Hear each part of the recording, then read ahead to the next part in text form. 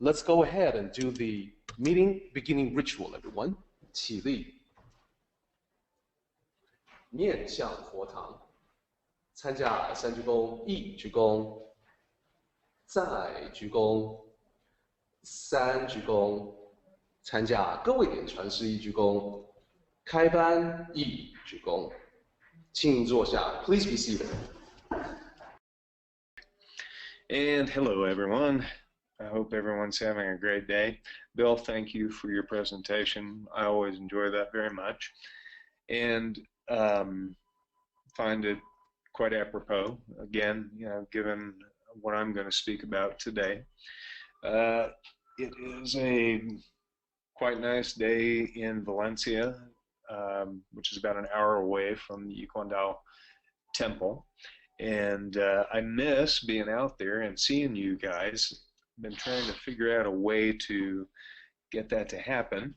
But in the meantime, I am sitting at the desk of our facility in Valencia, and happy to do so because it's quite a nice home.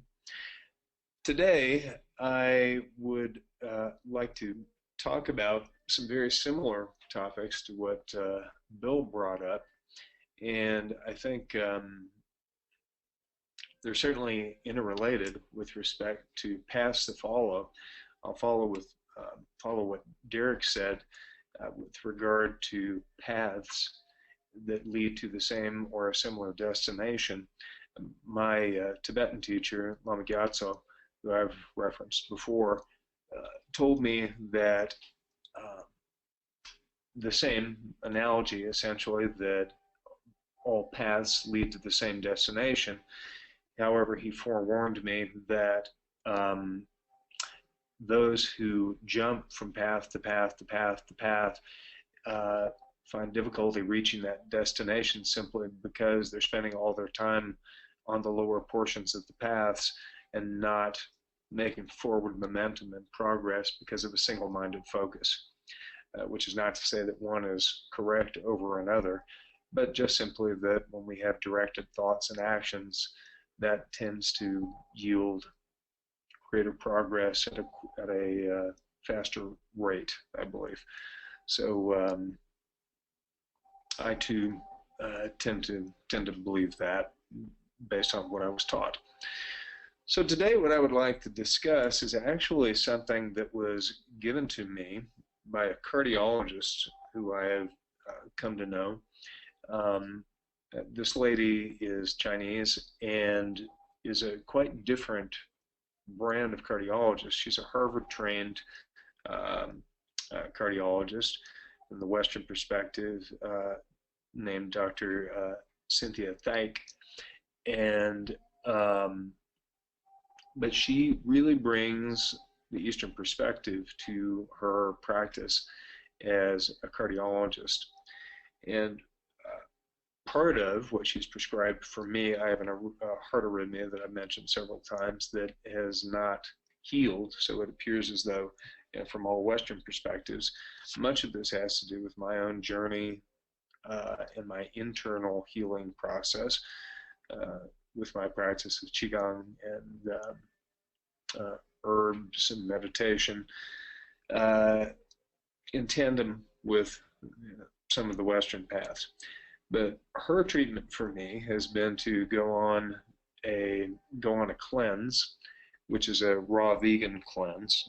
I've done this before and I feel great every time I do it, but I've embarked on this path again, and it always, being of course vegetarian, I feel great most of the time, but even greater now that I'm doing this with all the raw foods, and have taken the sweets out of my diet, any sugar, all the I've got a sweet tooth, so I like my chocolate bars, even the organic cacao ones. I still like my Chalky bars, and so I've taken all that stuff out and largely eating all plants, eating all salads, has contributed to a much greater clarity in meditation. The other thing that she gave me was a practice that I found interesting. She shared a writing with me from a 19th century English poet whose name is James Allen. This is the gentleman here. He's quite unknown, but he has influenced a great number of writers, particularly those who are proponents of the idea that we direct our thoughts, and as we direct our thoughts, we can move more towards greater success in our life.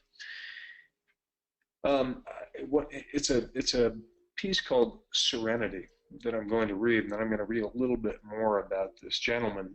There's not a great deal known about him, except that he wrote for a very short period of time in the late 1800s and early 1900s, and wasn't particularly pleased with his own writings, and was quite surprised that they resonated with a great many people, even though he's not well known. The direction for me, as given by my doctor, was to handwrite this piece for 30 days continuously, so that each morning get up and actually write this piece. And I'm going to read it for you because I think it's quite good, and I think it's a very interesting, again, example of this synthesis of paths from the Eastern perspective and the Western. Serenity. Calmness of mind is one of the most beautiful jewels of wisdom. It is the result of long and patient effort in self-control. Its presence is an indication of ripened experience and of more than ordinary knowledge of the laws and operations of thought. A man becomes calm in the measure that he understands himself as a thought-evolved being. For such knowledge necessitates the understanding of others as the result of thought. And as he develops a right understanding and sees ever more clearly the internal relations of things by the action of cause and effect, he ceases to fuss, fume, worry, and grieve. He remains poised, steadfast, serene. The calm man, having learned about how to govern himself, knows how to adapt himself to others, and they in turn reverence his spiritual strength. They feel that they can learn from him and rely upon him. The more tranquil a man becomes, the greater is his success, his influence, his power for good. Even the ordinary trader will find his business prosperity increases as he develops a greater self-control and equanimity, for people will always prefer to deal with a man whose demeanor is equitable. The strong, calm man is always loved and revered. He is like a shade-giving tree in a thirsty land, or a sheltering rock in a storm. Who does not love a tranquil heart, a sweet-tempered, balanced life? It does not matter whether it rains or shines, or what changes come to those who possess these blessings, for they are always serene and calm. That exquisite poise of character that we call serenity is the last lesson of a culture. It is the flowering of life, the fruitage of the soul. It is precious as wisdom, more desirable than fine gold. How insignificant mere money-seeking looks in comparison with a serene life, a life that dwells in the ocean of truth beneath the waves, beyond the reach of the tempests, in the internal calm. How many people we know who sour their lives, who ruin all that is sweet and beautiful by explosive tempers, who destroy their poise of character and make bad blood.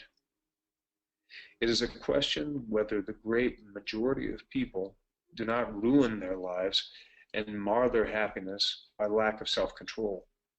How few people we meet in life who are well balanced, who have that exquisite poise which is characteristic of the finished character. Yes, humanity surges with uncontrolled passion, is tumultuous with ungoverned grief, is blown about by anxiety and doubt. Only the wise man, whose thoughts are controlled and purified, makes the winds and the storms of the soul obey him. Tempest-tossed souls, wherever you may be, under whatever conditions you may live, know this.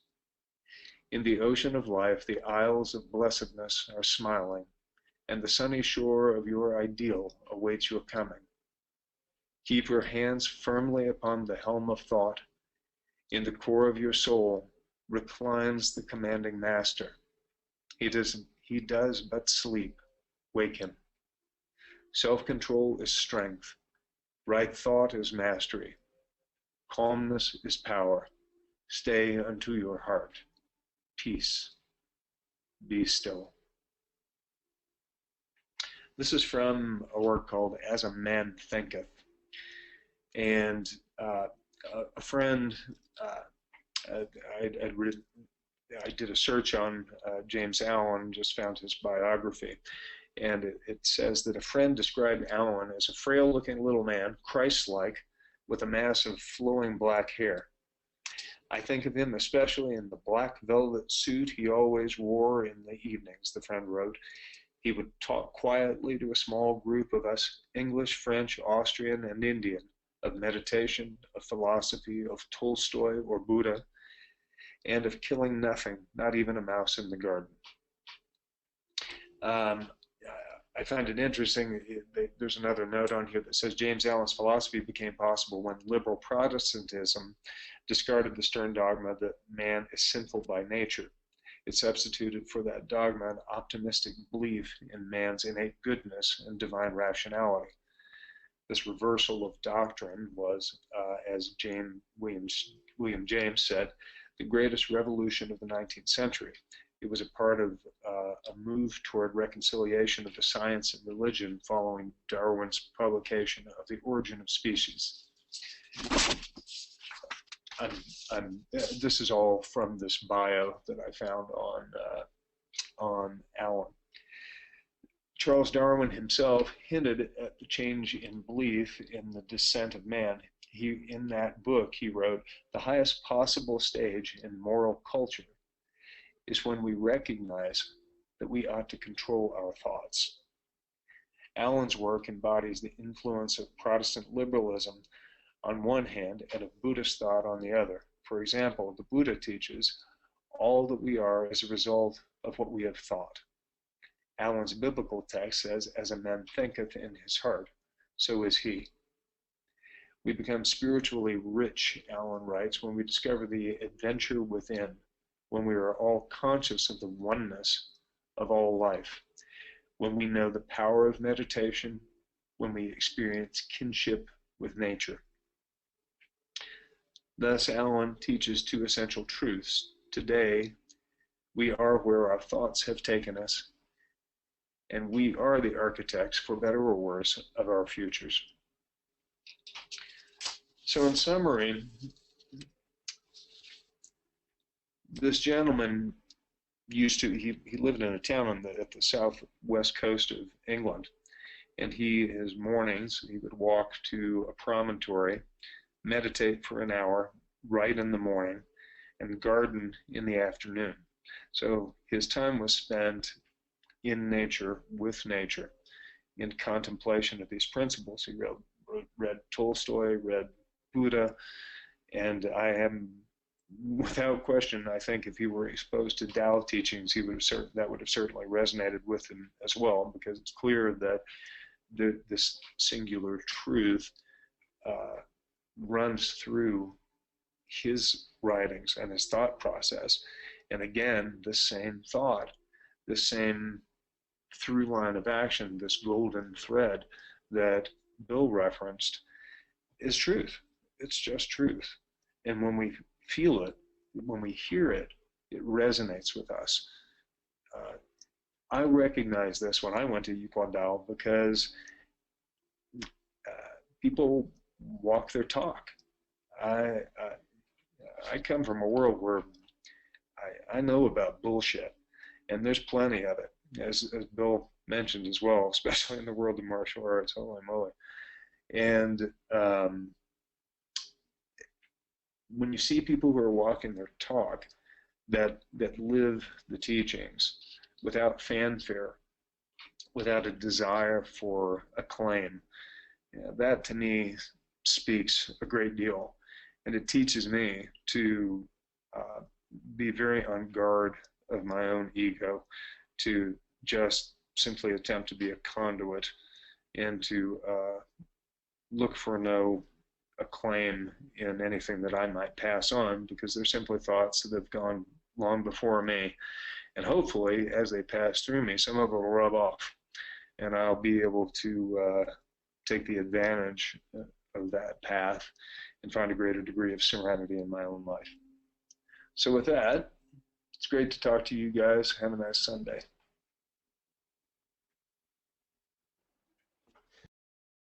Let's go ahead and do the meeting closing ritual. 起立，